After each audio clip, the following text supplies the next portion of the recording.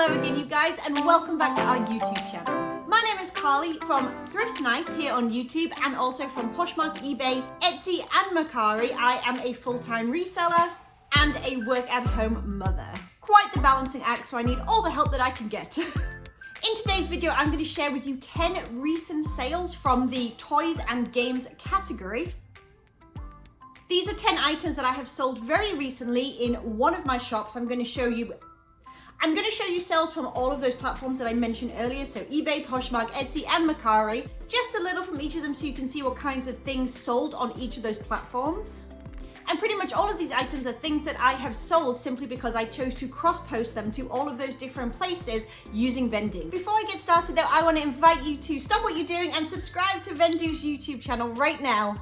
We publish videos every single Friday, and they're all about growing your reselling business. So if that's something you're interested in, stay tuned.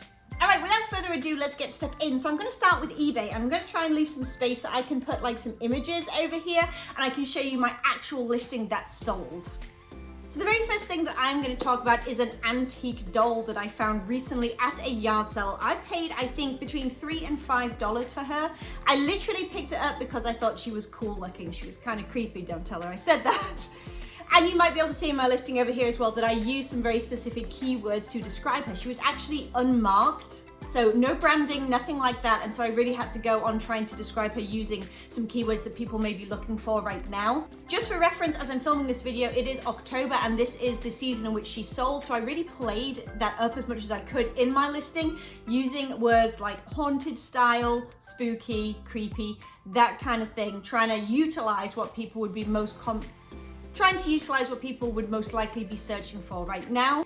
Obviously, I don't know that the person who bought her because she could be a good Halloween prop, but I felt like she had potential, so I decided to highlight that in my listing. Like I said, I paid $3 to $5 for her, and she sold for a total of $40 plus shipping.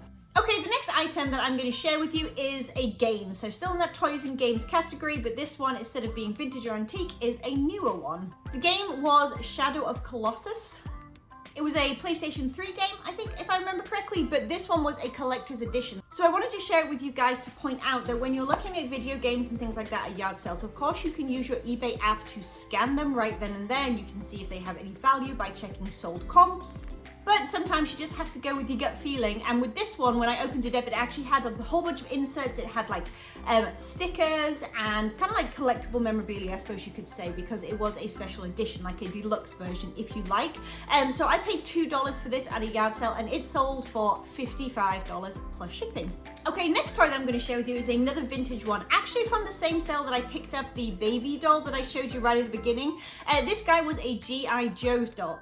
I think he was from 1964, if I remember correctly. He was in good shape, still had all his fingers and toes, which is a bit of a bonus when they're that old, which is a bit of a bonus when toys are older, but he didn't have any clothing or accessories with him. That would have added value for sure. Having said that, he still sold for $70, and I paid $1 for him at that yard sale. Okay, next item is a Japanese anime style item. This is something that I almost always look out for at yard sales. These things can have such huge followings, and especially when they're made in Japan as well, they can be harder to find here.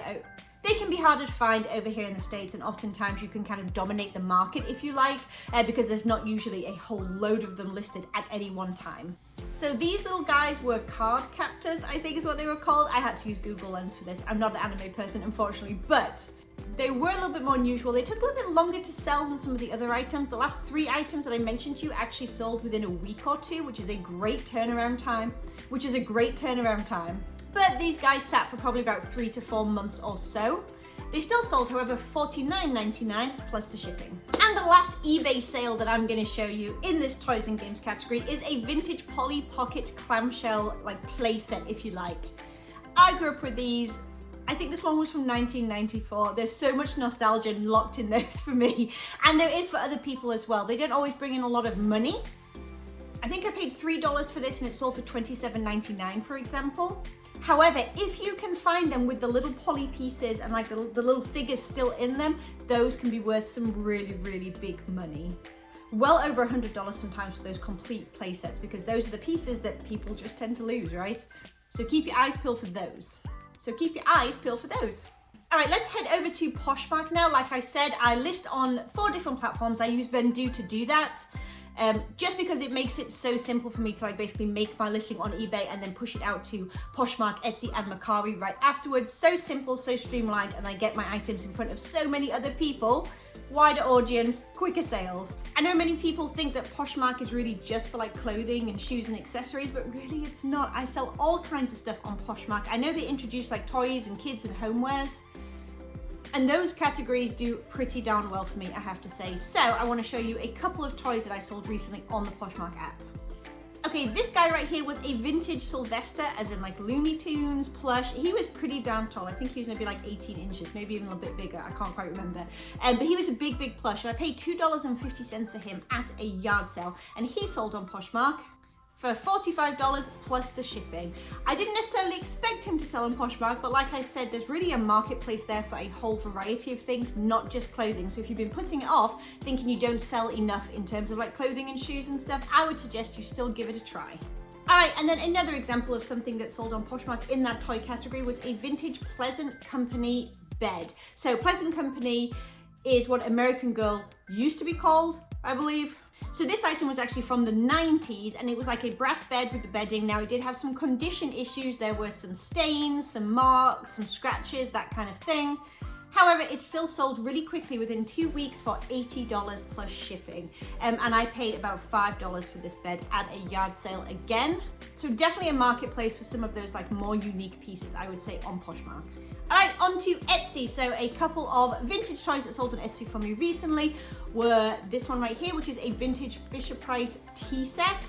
I paid $2 at a yard sale. I just thought it looked cool, and to me it looked like it was complete, and that is half the battle with some of these vintage toys, it has to be said.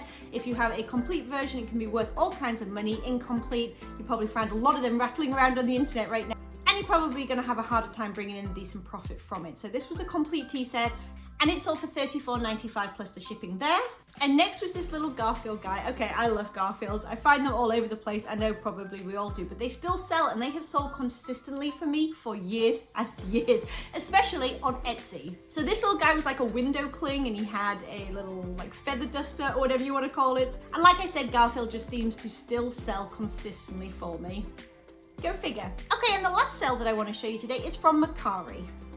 This little guy was from Howl's Moving Castle, which I think again is like an anime feature film. He was more of an unusual character, which can do fairly well because they tend to be a bit more obscure and therefore less merchandise is produced around them.